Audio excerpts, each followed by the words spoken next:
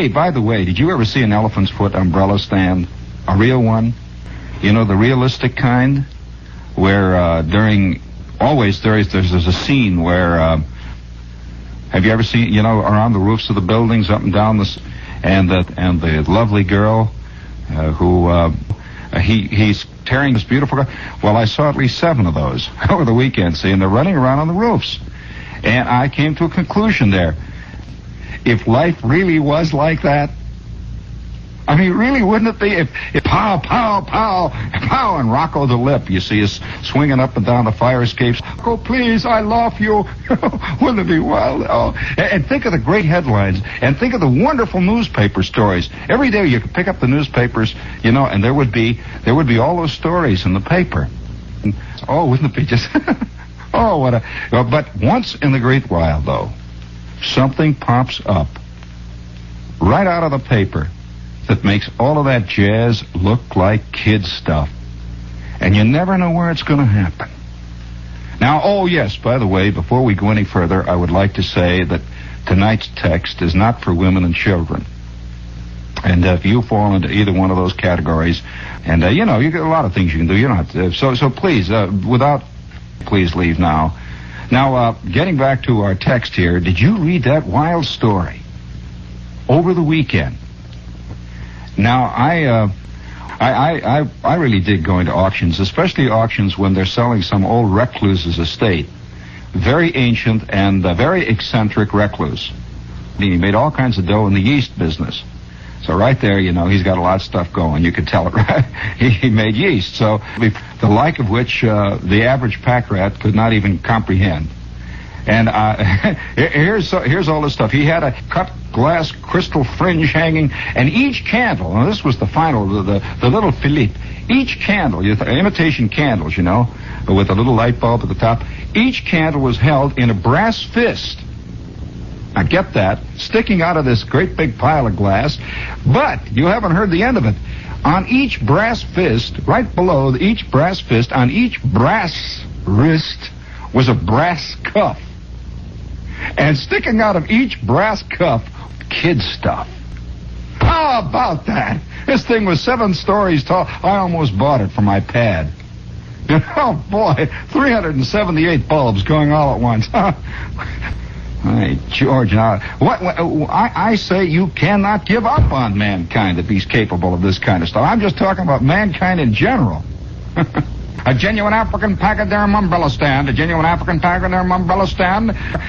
Something else equally acceptable outside of an elephant's knee. Have you ever looked at an elephant's knee, really?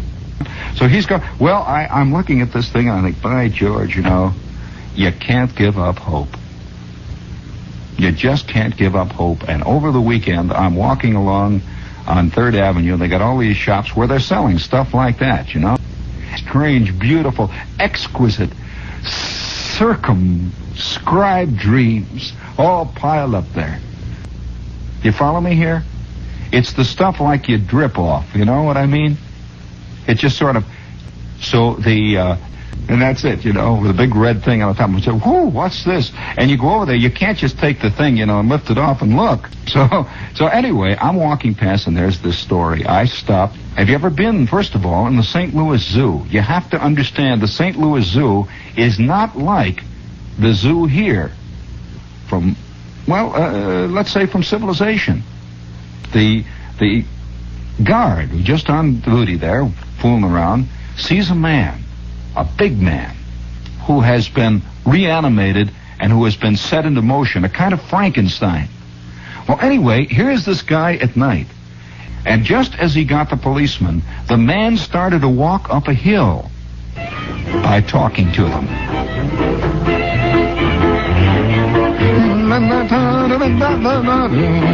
The House of Lords snapped to the alert as Air Chief Marshal Lord Doubting. Right out of Lewis Carroll, Air Chief Marshal Lord Doubting announced his belief in the vocal method of scaring vermin.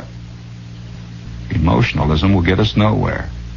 Did I tell you about the time the lady... Of course, this is the kind of thing that you don't like to tell children. And if there are any children awake, all I have to say is that you're going to learn it somewhere. And There was this lady who lived out in Cincinnati. I'll just tell you the true story of it. I might as well lay it right out here on the line.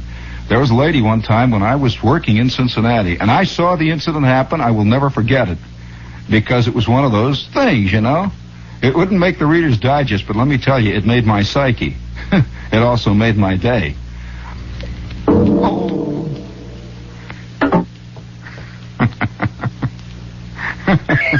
Stop, cut it out, you guys. Speaking of covering up.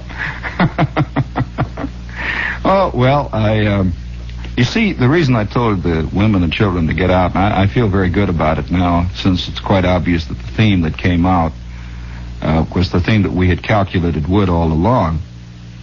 And that's that thin thread of the divinely absurd which runs through all of the actions of all of us. You don't think for a minute that countries, big countries, I don't care, name any big country. Do you really? Why, that's all that history's ever been about. What happened just after them? Seriously, you know? But we like to think they did, you know? That the poor old Jefferson left this mortal coil feeling cheated. By George, he just missed out. Just missed out on VistaVision. Speaking of the safes, boy, I'll tell you who's got a loaded one. You ought to drop by down to the Mandarin house. Wise apple. The Mandarin house. Who are they? Who are they? What do you mean, who are they? All them guys in Washington, the big guys, big shots. Guys with all the dough. Who are they? You know who they are. Mandarin house. What do you mean, who are they? You know who they are. Stop it, you're pushing again. They don't tell you nothing, Mac. Crying out loud. Keep your knees loose. Some nights it's awful dark. You know, just remember that. Just remember that elephant foot.